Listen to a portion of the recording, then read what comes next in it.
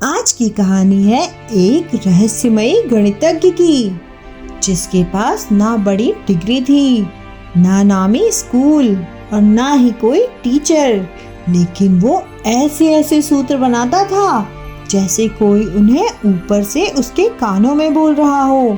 वो कहता था, ये सारे गणितीय सूत्र मुझे सपने में देवी नमगिरी देती हैं। उसका नाम था श्रीनिवास रामानुजन। तमिलनाडु के एक छोटे से गांव में एक गरीब ब्राह्मण परिवार में जन्मा रामानुजन बचपन से ही दूसरों से बहुत अलग था। जहां बच्चे खेलते वहां ही लड़का पेड़ के नीचे बैठकर स्लेट पर नंबर लिखता रहता। वो सिर्फ सवाल ही नहीं हल करता था, वो संख्याओं को महसूस भी करता था। सिर्फ 16 साल की उम्र में रामानुजन को एक पुरानी किताब मिलती है जिसका नाम था सिनॉप्सिस ऑफ प्योर मैथमेटिक्स। किताबों में हजारों सूत्र थे, लेकिन कोई समझाने वाला नहीं था।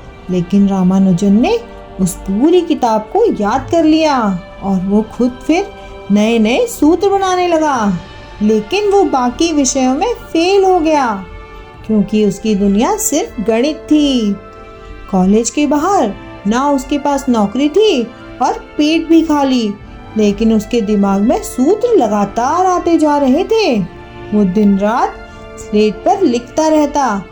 उसकी पत्नी जानकी और माँ समझते थे, इसे जरूर भगवान ने भेजा है। रामानुजन खुद भी कहता, ये मेरे नहीं है, देवी नमगिरी मुझे नींद में दिखाती है।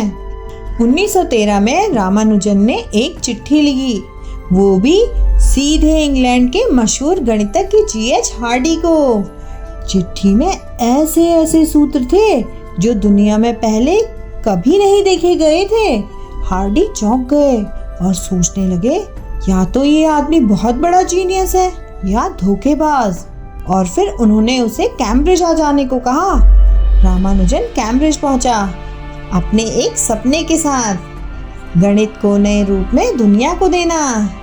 हार्डी और रामानुजन ने मिलकर कई अद्भुत सूत्र बनाए, जैसे कि प्राइम नंबर, पार्टीशन, अनंत श्रृंखला और भी कई सारे। हार्डी ने पूछा, तुम्हें ये सब कहाँ से आता है? रामानुजन बोला, देवी देती है, मैं सिर्फ माध्यम हूँ। ठंडी हवा, अलग खान पान, तनाव, अकेलापन, अजनबी संस्कृति, इन सब की वजह से वो बहुत बीमार पड़ गया। डॉक्टरों ने भी जवाब दे दिया। हार्डी उससे आखिरी बार मिलने आते हैं और बोलते हैं, तुमने जितना किया है उतना पूरी जिंदगी में कोई नहीं कर सकता।